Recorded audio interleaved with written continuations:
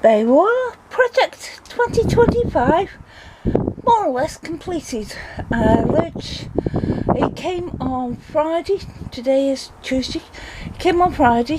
Lurch was working the weekend, but he finished very early both days, so we did the windows on the baseboards on the Saturday, and the Sunday he did the roof. And then yesterday constructed it all, and I'm more than chuffed with it. In fact, I filled it up inside. It's 4 foot by 8 foot. I said I'd filled it up, and it is. The camera's standing where I would normally stand. That's the only bit of floor space there is in here. I've got some of these saging that I've had for a few years, and they've got all my plants on them. I'm not doing the bottom of the saging. That'll just be where seed trays and potting pots are, because they're not going to get enough sunlight. Top two shelves are brilliant though. Move you back here. This is a metal shelving unit I bought from Temu. Yes, I am late to the game of products from Temu, and it was a very good price.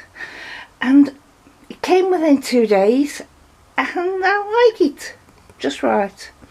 But I've got different things on there. They're basically me canners, large stock pots and other things. This here is a board that I can write on, put my chopping board on if I want to chop the veg up, you know, cut the outer leaves off and everything, which will go in the compost bin that I've got down here.